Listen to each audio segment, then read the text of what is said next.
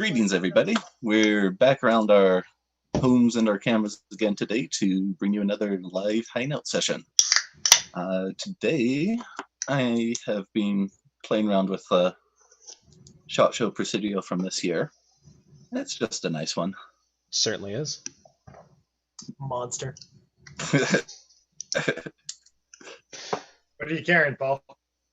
Me? I'm rocking the 452 this week because I like pretty colors, and as far as successes go, this is the one. As in, I've had one success. I've been rocking it all weekend. It's the 20 CV Grip Jillian sheepsfoot. Nice. Always a good knife.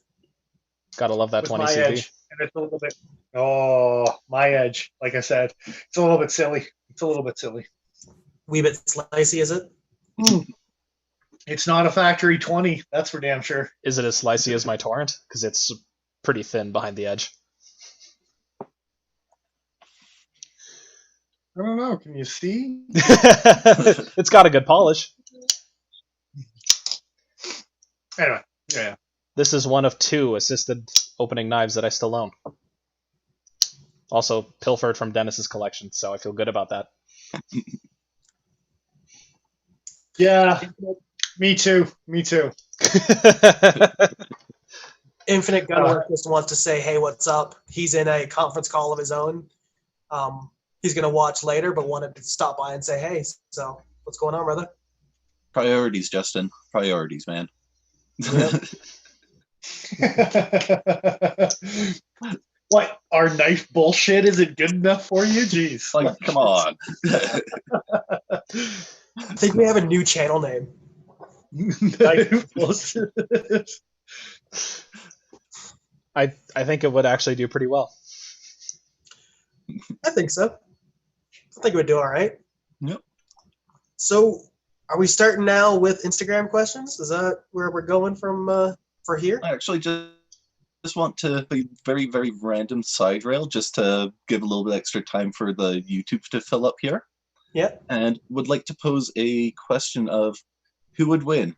A cat swinging a shark on a chain, or a poltergeist armed with a puppy gun? What kind of puppy? A puppy musket. Yeah, To be puppy exact. musket. The cat. Yeah. Supposing they're within, like, 10 feet of each other, the cat definitely wins. What kind of shark? What kind of cat? How long is the chain? What kind of poltergeist? I mean, Imaginary kind? like, can you defeat a poltergeist with a shark? Is that even possible? Or is the goal just to destroy the musket and thus neutralize the poltergeist's ability to mess with you? The poltergeist will just throw stuff around the room. Are they even in a room? Is this happening? What is he shooting out of the musket? Puppies, Puppies. obviously. Hey, you know when you walk down the street and you see a random like shopping bag get caught by a gust of wind and go flying off into the sky? Yeah. That's not wind. That's poltergeist trying to mess with you, but you're outside. Yeah. But he just has a garbage bag as a weapon. I mean, Effective. if you're a 2-year-old, you're done. Oof. I'm saying. It's true. Saying. I forgot you had that. I forgot you had that card game. I quite like that game. It's a fun one. It is. Should goof around with that more often. There's 3 people watching right now, and I think 2 of them are me and Nigel. Yep. Good stuff. Good stuff. Right? Oh. So yeah, let's dive in. Let's dive in. All right. Start off with questions. Question number 1 that we asked you guys this week was, what material do you think is played out? That's just you're done with. You don't want to play with it anymore. It's gone. What's the one thing you don't want to play with anymore? And surprisingly, most people answered all in the same kind of vein. Hoosier Knife Nut says copper and brass. Why would I want to add extra weight to my knife? I'm carrying it every day. Because it's cool. Pretty. Yeah. I mean, yeah, Accents are cool. But Yeah. when you Yes. got the copper matrix, I don't know, Yeah, man. I wouldn't the full copper do a scales full and stuff. knife. Yeah. just your hand smelling like pennies every day. Yeah. You mean yours don't?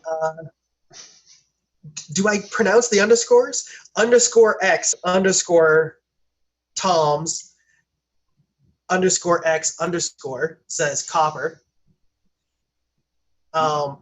Mr. Fisk says he's tired of steel in the knife. And knowing Mr. Fisk the way that I think we all do, he's not talking about steel handles. He's straight up being like, I'm done with these steel blades. I'm saying I show Paul the new Sandgren knife and it with the tungsten blade, and it was not the worst looking thing in the world. There's So a once new again, one? The Oh, first model they made. A little bit that of a was Canonian-y from the 90s teardrop looking shape. Like Okay. it actually looks kind of similar to the Vapor. Okay. I don't hate that. Like very similar to that with a tungsten blade. Yeah. That's not a bad the handle's knife. a little bit different, Yeah. but yeah. And that's schmutzy as all hell.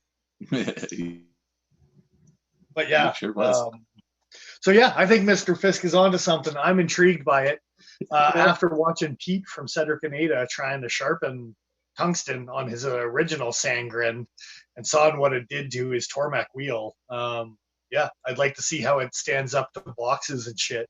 It would be fun to play with one, that's for sure. Give it a good hard test. And, you know, while we're at it, we might as well just throw some Dragon Scale on there to please Paul, you know, Of course. because we're done with steel. So No more steel. Emerson 1095 says titanium frame locks with no lock bar inserts, which That's I fair. can kind of get behind. Especially when you get into custom knives. Yeah. If you're making a custom knife, you should probably have an insert if you're asking in the like $1,200, $1,600 range. Yeah. I don't know. I might be a little old school in my opinion of if it's well made, you don't need it. And Spyderco threw up some stuff like the Nirvana, and which were just like carburized on the ends. Yep. They weren't actually an insert. And you know what? For what they were, there was a work-in period with the Nirvana, but after you worked it in, I saw some Nirvanas that were just buttery smooth, no lock stick, no rock lock, like no nothing, right? So Will they have the same longevity that having a lock bar insert would? when you're talking longevity, like maybe if it's a hard use knife that you're using it for, but the large majority, whether it's a Sleesh buoy, whether it's a Techno that doesn't have an insert, whatever, not in my lifetime. Like, honestly, I don't know. Like, I don't know what I can do to that knife. Like, I've scraped tape off of aluminum siding. I was definitely not nice to my Sleesh. I've done some things that were gross to it, and I can't see the lock ever failing. That's fair. In my life. How hard are you slamming open your titanium frame locks? Right? Like how much are you driving that engagement? Because I'm not in a gang battle in a back alley, so not exactly hurt at all. Yeah. So I mean, like, yeah, as technically, sure, steel on steel contact is going to take a lot longer to wear in, but if you're not abusing your tools, you shouldn't have to worry about a pure titanium lock bar failing. Now, in terms of like a matter of taste and being like, well, I prefer, I don't know, the more precise geometry you can get with a lock bar insert, maybe I could understand that, but does it really matter? Probably not. And don't get me wrong, I'm not against lock bar inserts. I'm just like not against them either, right? Like if it has one or if it doesn't have one, as long as it's well machined and it's solid for what I'm doing with it, like yeah, cool. I'm down either way. It's a fair argument. Funny enough, we actually got Ahsoka Edge back this week. Always giving us great questions. And this question, or this answer actually falls right in line with Dennis's like life and aesthetic in literally every way. I know what Ahsoka posts, so that scares me. Really. He's tired of Timascus and Mokutai just because you do a full handle of it doesn't make it a masterpiece. Yep. Oh, far from sometimes. Sometimes. Yeah. I will give it credit that sometimes it's got the right amount of bling. Whether it's just on a pivot collar, whether it's on a pocket clip, whether it's on a backspacer. But the full slab handles is normally where you The lose full me. slab where you're... Yeah, same sort of thing as the brass. Like, it's an accent thing. Yeah. Matt Hoff, 81. I'm going to disagree with him before I even answer.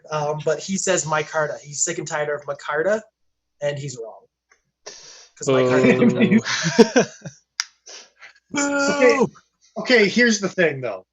It's like a really good song that you hear before everyone else, and then it becomes a single after the album comes out, but it becomes like the second or the third single, even though you dug it right from the very beginning of the album.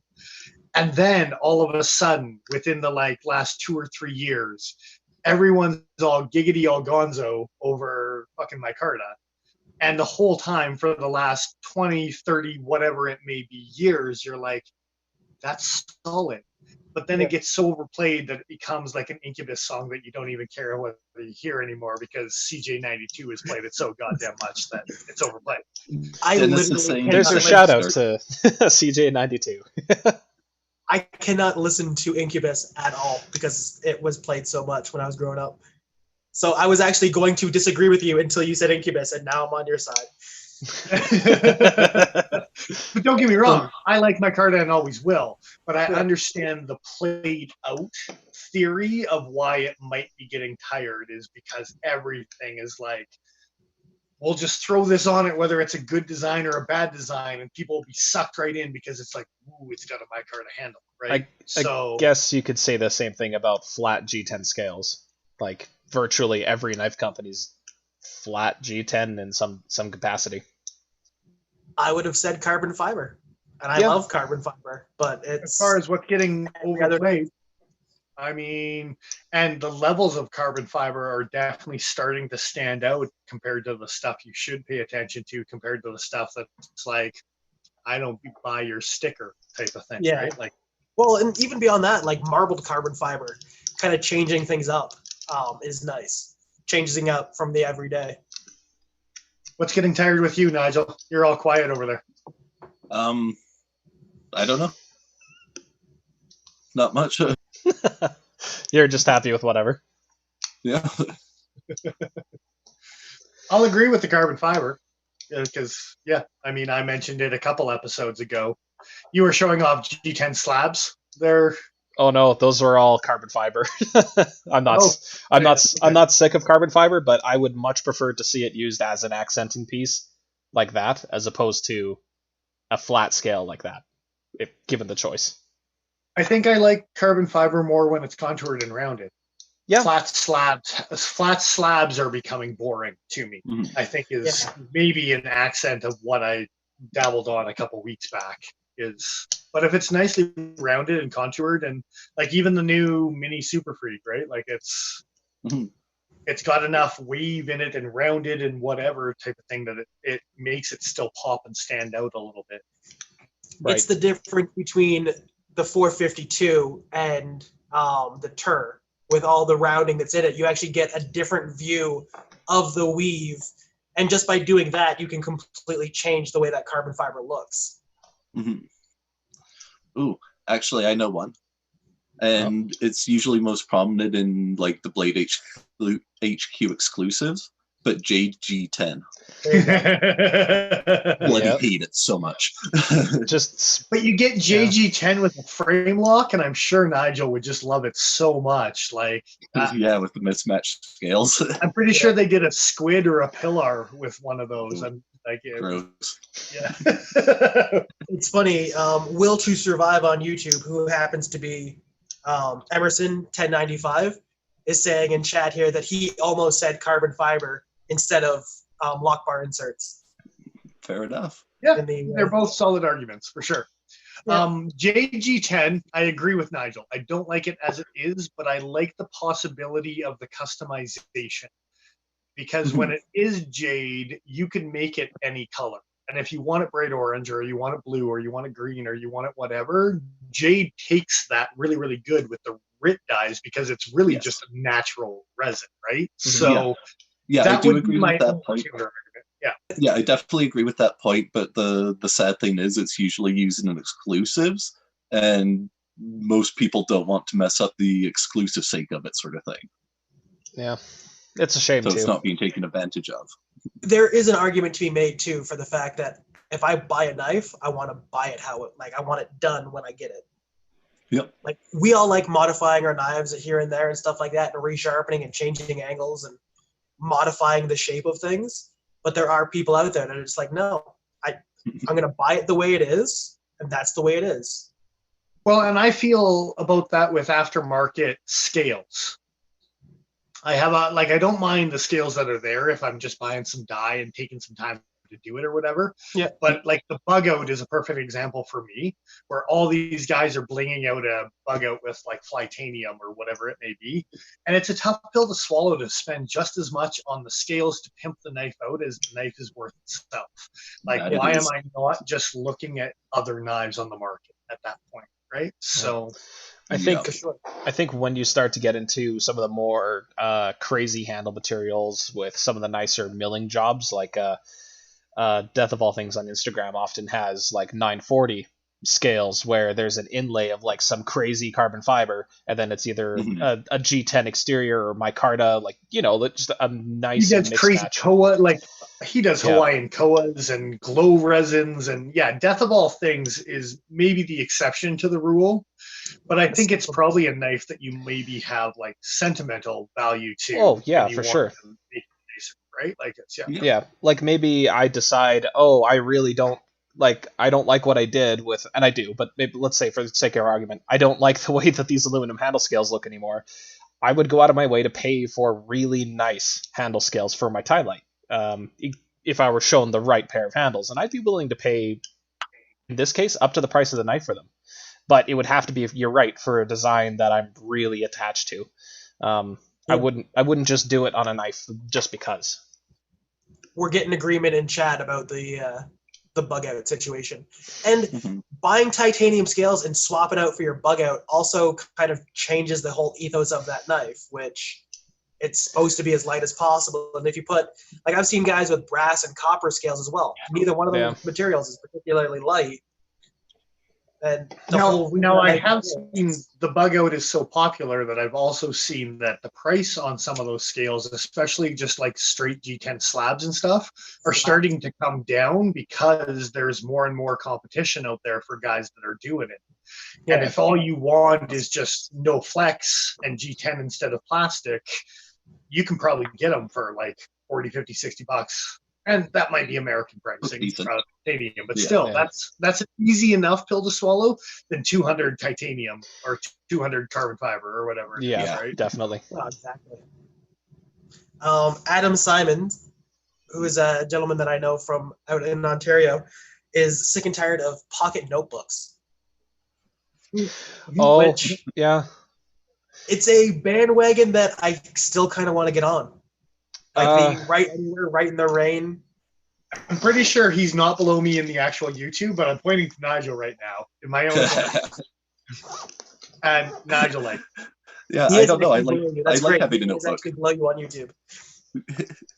What's that? Sorry? He is below you. Nice.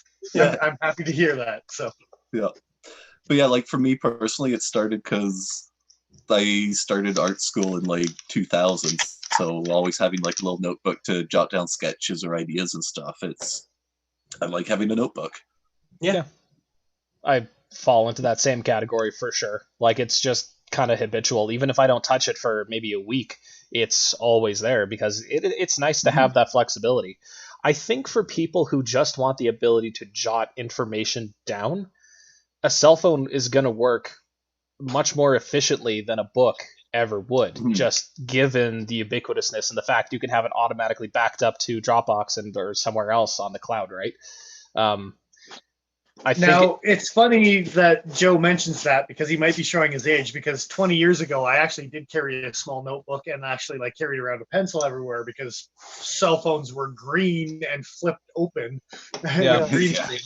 And I had something to write down lyrics because I played in a band all the way through my 20s and did some singing and wrote songs and whatever type of thing. So I actually did carry a notebook when I was like an artsy hipster. But I don't find a use for it in EDC life anymore, so I have dropped it from my rotation. Now, bushcrafty, that's a different story. Yeah. Yeah. In the middle of the bush, that's a goddamn essential. For sure it is. Yeah, absolutely. I would say I'm much more inclined, like you're saying, being out in the bush, even without like the dealing with like cell phone batteries and everything else. That if I'm going to go out there and I'm going to look at different plants that you can consume and stuff like that, I'm going to want to go out there and draw it by hand or take a flower from that plant and press it between the pages of that book, things like that, where you can't really, like, you can take a picture on your cell phone, but then you're sitting there scrolling through 3 years worth of pictures trying to find that one plant. I can write messages and leave them on trees. Like, seriously, you poke through branches, you poke a branch on a tree, blah, blah, blah. It's one more act of signaling, let alone orange paracord or whatever it is. When it comes to like potentially being lost in the woods, especially, a notebook is like very, very key to have. Drawing rudimentary maps for where you're staying so you don't get lost inside that area. Like, again, it's niche, but it is important when you're doing that. I just think that for today's EDCer in an urban environment, not as many people are going to have as much use for notepads. Well, I was going to say, I took for granted how often I actually put notes in my phone until you mentioned it.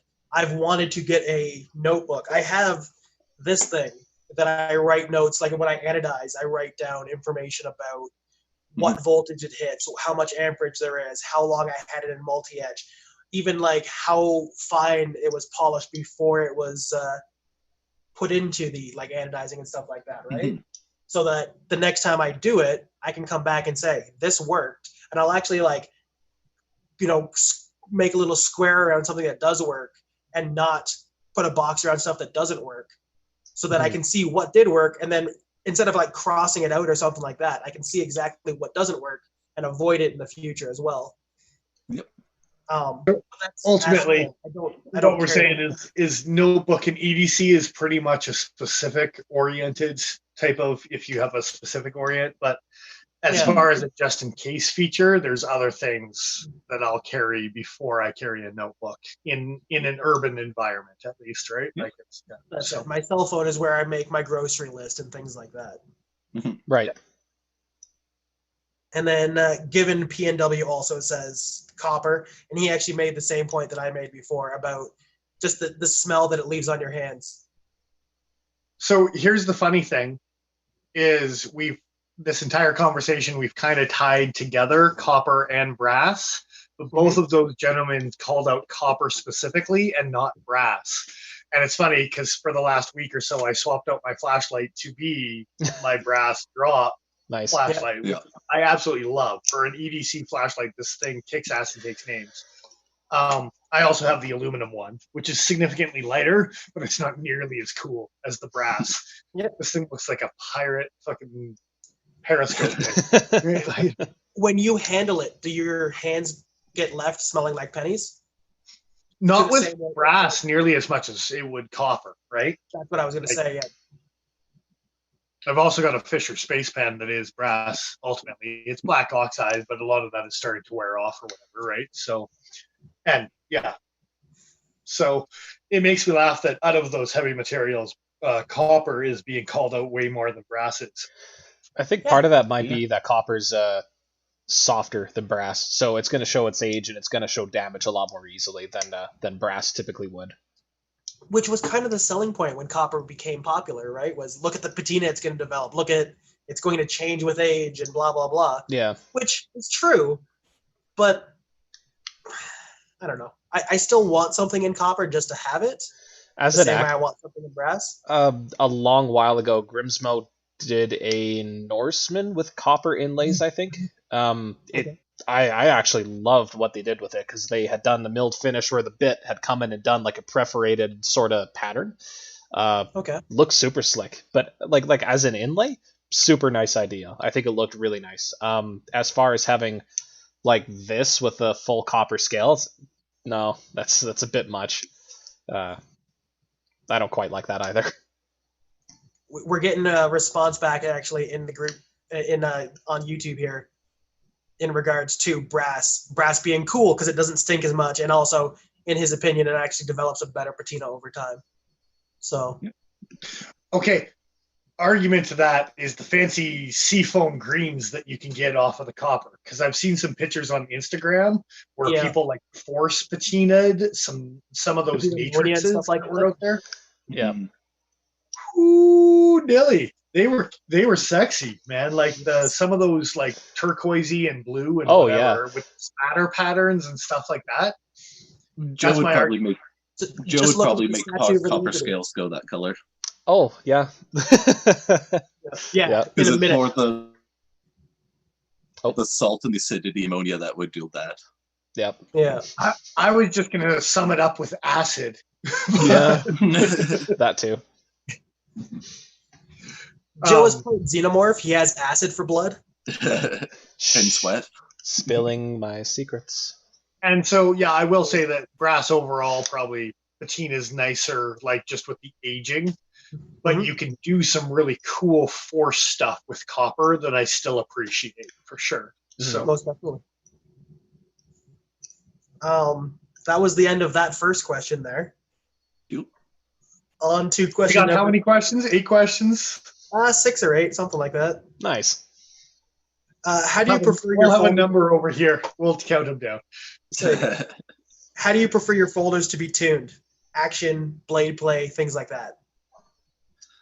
I usually like where it's stuff to be able to pop out, but not loose enough that it'll just fall by itself. Like I still like having to give a little shake to have it drop.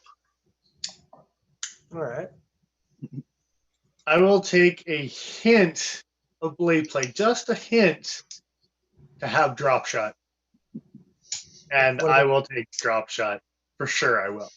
Yeah. But with that, I'm okay if it's just like you grab it and you just feel something. Now, I'm aiming for not something because everyone is. But if you can't find that perfect spot, I will take a hint of play over smoothness.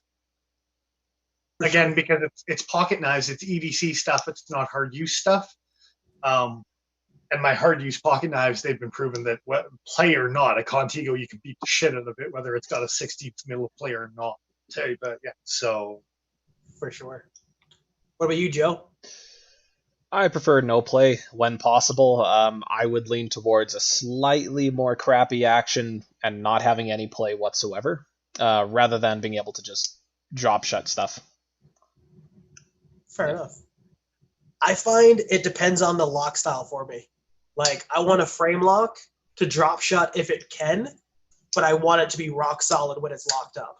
But an access lock, like you were showing there, I want those to drop shut. And I don't care how much blade play I get to get drop shut. You need a lot to get a bench made to drop shut anyways, but I will take as much as it takes. And I don't like the stuff. That's a good argument for sure. Frame locks, titanium frame locks, like we were talking about earlier. Yeah, if they've got left or right, they probably bug me more than something with an access lock. Honestly, yeah. That's it. Just gonna jump in here real quick and mention that Given agrees about the force patinas, but it's pain in the ass because you have to put a protective layer over the top, do a clear coat on it, to keep that blue, which is something else that you got to worry about breaking down over time too, right? I think that's definitely the case, except for the example of Joe, because it would be so inset. Like usually when you force a patina, it's a very surface covering. Yeah. And easy to buff off sort of thing. Yeah. Joe would be making pock marks into the copper is basically what's happening. If Joe held it long enough, he could actually just make it disappear. You think these guys are joking. But while I was in college making projects out of copper, that was a legitimate concern of mine, was making sure that my fingerprints didn't etch their way into the surface finish. And I may have missed a few spots here and there. We're gonna repost the video of Coke eating a nail in comparison to what Joe's hands do holding it. Yeah, just to hold it. Then the natural material. Yeah. Yeah. So we've got our opinions on it. The opinions from Instagram. Number one up is, what's his name? Nafnut, Knaf Nut. Zero Blade Play rocks all lockup, which, like you guys said, is if we can get it, that's what I think everybody wants ultimately. Yeah, and I've seen like Ben that used to be on Blade HQ, Ben Banters, I think is what he is now on Instagram, where he's like drop shutting a Delica with a lockback and stuff, like his teal Delica, and you have to have so much play on that knife to make that loose enough that you can do it. That's insane, right? Like, it always bothers me when you see a knife that just doesn't drop shut and somebody's making it drop shut and you're like, give it a side to side wiggle. Just let me see. Just yeah, no doubt. So, just a quick aside: are you saying that he would take it from like that position and then flick it shut, or it would just drop out of lockup? Okay, so yeah, I have the Cali 3, and you would do this weird pinch thing with the lock back, and then be able to like flick the knife closed with the Delica on a regular basis. Like, I think I'm gonna hurt myself if I do it. See, but the Endura's blade is blade right in your fist. Curious. Yeah, but there's no way you can do that with a lock back unless it's got some insane amount of play, right? Oh, that is stiff. Yeah, I don't know. Mind you, this doesn't have any washers. It's just liners. There's not really any side-to-side play. But when I press the back, it begins to drop. If I could push the lock bar hard enough, it would continue to go. But that's not on FRN. No, this is carbon fiber steel liners. Yeah. Mm-hmm. Plain FRN with no washers is what the Delica and the natives and all the lightweight stuff is working off of. So you've got plain FRN with a lock back. Shouldn't be drop shutty unless that pivot has some sort of play. Well, like you're saying, the PM3 drop shut a lot of the time. It doesn't always drop shut. Not every single one will. But I'm pretty sure they have bronze phosphor in those ones, don't they? They certainly do. Yeah. Actually, the Endura and Delica, those are Japanese made. Are we sure they don't have the washers? I'm pretty sure they don't.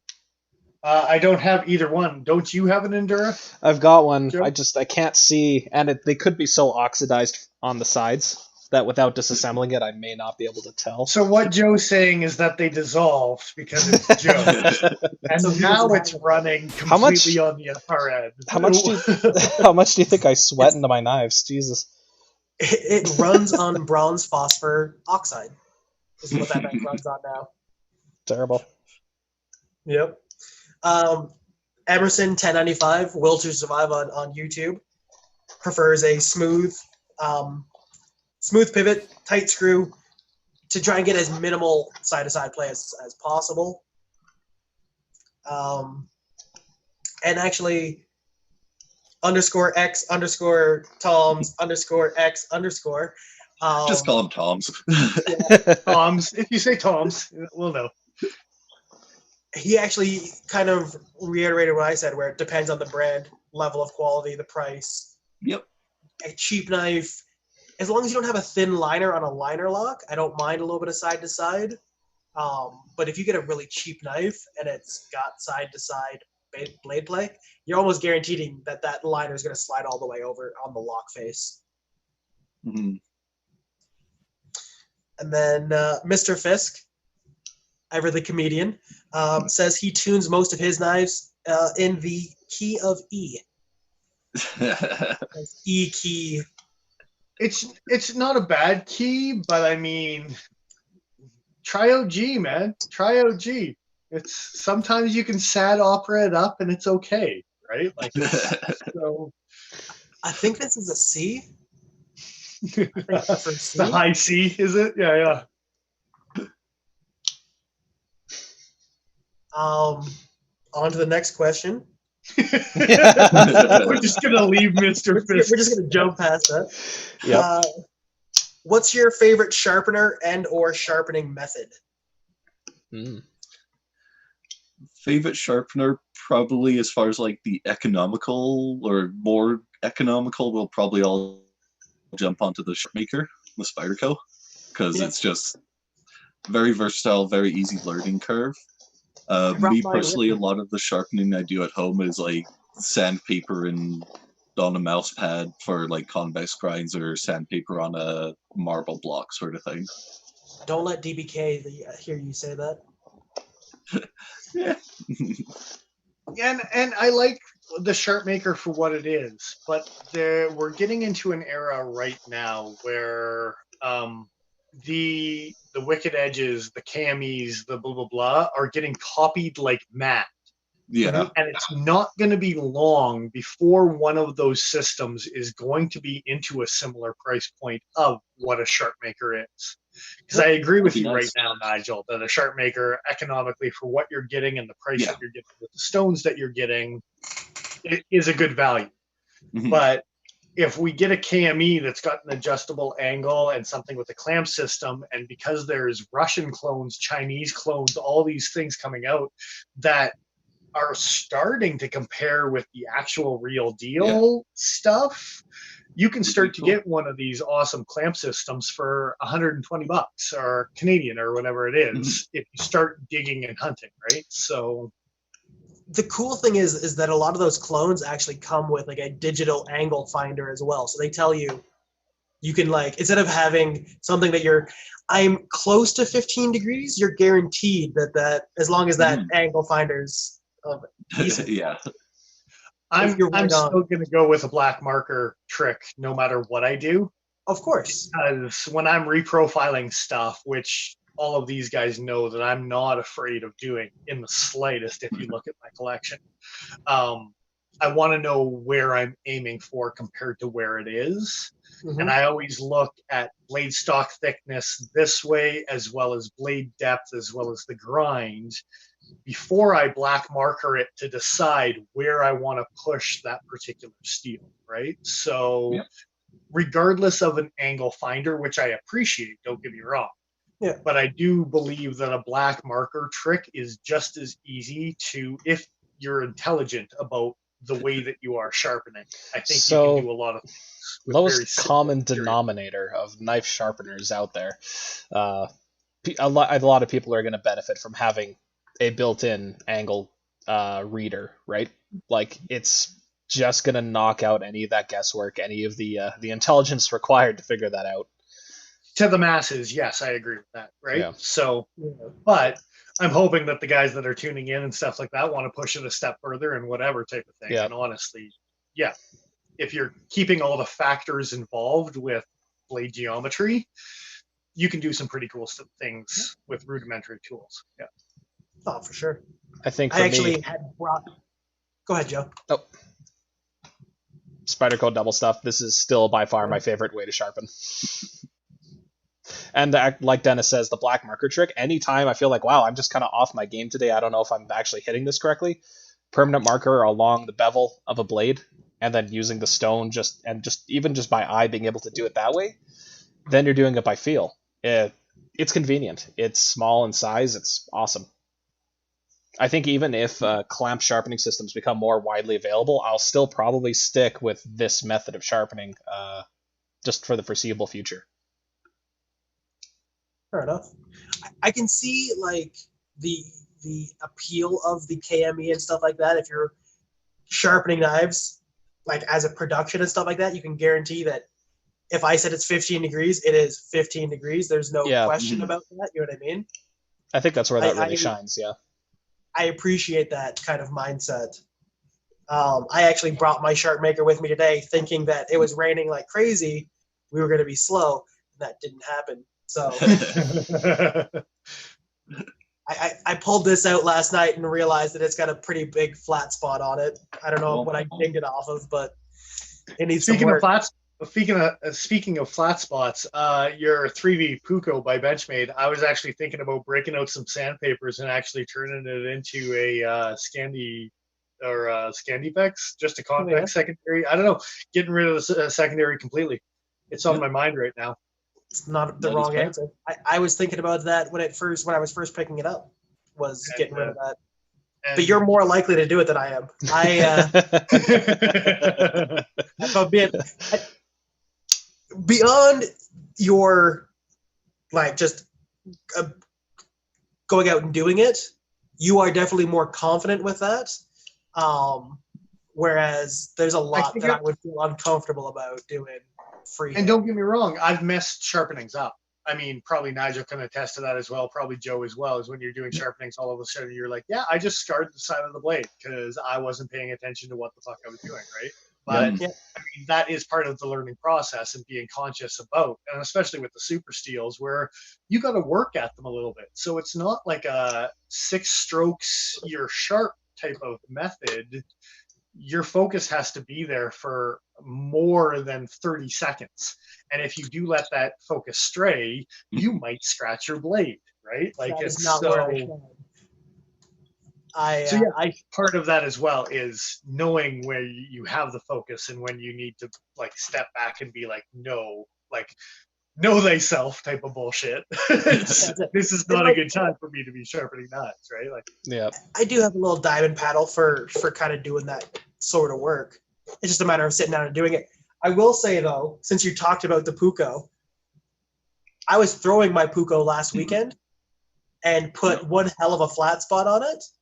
And I took it to the 14,000 grit stones that I have for the Spyderco Sharpmaker just to kind of clear up the burr. And it's almost like it wasn't even there. Like you can kind of see a couple shiny spots, but I was slow slicing through paper and it was just gliding through like nothing had been done to it. And that thing hit the ground 30, 40 times that night. Yeah. Which probably tells me that the second gen 3B stuff from Benchmade seems to be a little more dialed in than the first gen stuff, because you did get a second gen model, right? So did I bought mine before in June last year. Oh, maybe yours is the first gen. I don't know. I think so. Maybe it's just I got a decent heat treat on mine. Who knows? Mm-hmm. If I'm going to redo that bevel, I'll probably see about handing it off to Joe to get him to test it. I would be very curious to see, for sure. That's it. I was saying that about Condor stuff recently, because we displayed some Condor stuff last week. And I think I'm going to give Joe every single Condor knife I have. And I think he's going to go to town on it with some files and come back to me with some results. Because I'm very curious. Yeah. Condor changed their strategy a while back on heat treatments, and I'm curious on what mine are all sitting at right now. So, as far as Condor is concerned, everything's now a sword. As far as heat treating goes, there are some advantages and disadvantages to that for sure. Yeah. So, we were investigating a little bit since we got some of those knives in, and Condor products are Rockwell to 50 to 55, no matter what they are. Whether it's 440C, whether it's 1075, whether it's 1095, whether it's 420 high carbon, every single knife they heat treat gets a 50 to 55 Rockwell. And I would really like to know if they're what the performance difference is from 1075 to 1095 on a soft heat treat, and whether it's just lip service of, hey, look, we've got this fancier new steel.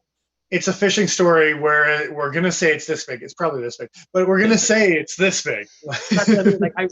I wonder just how close they perform if you put them side by side. But regardless, whether you tell me a 440C at a 55, especially their stainlesses, is where it kind of stands out to me to be like, I don't know, guys. I might let it go on a spring steel because you're expecting people to beat them up, right? But when you're looking at choppers. But when you're looking at one of their skinning knives, that's a 440C and is supposed to be meant for a skinning knife.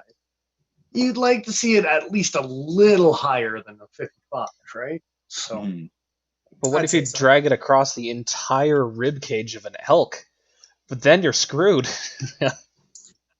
The problem is you First of gotta all- have your First of sharpening all, tools. no. First of all, you're doing it wrong, Joe. Just stop talking. Obviously. Like, But First of all, you're doing it wrong enough that you're screwed anyways.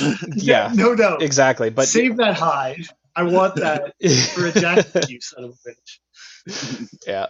No, but think about who they're aiming their products to, right? They think that, okay, these are going to be the tools that go out and get the shit kicked out of them, and then you're supposed to be able to sharpen them on any old stone you pick out of a river.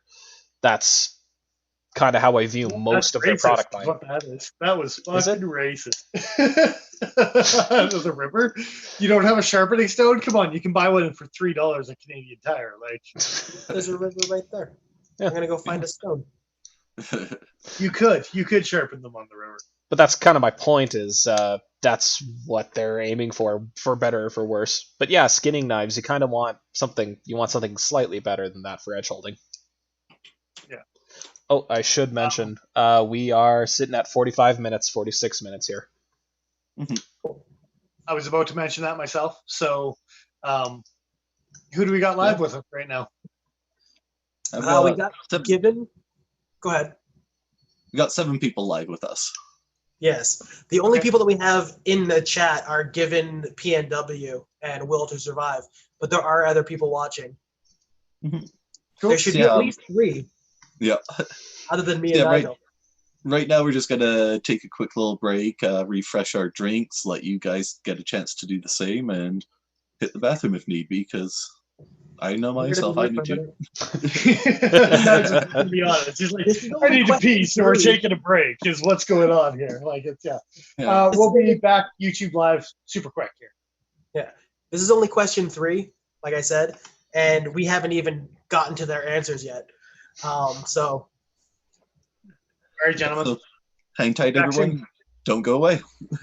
indeed.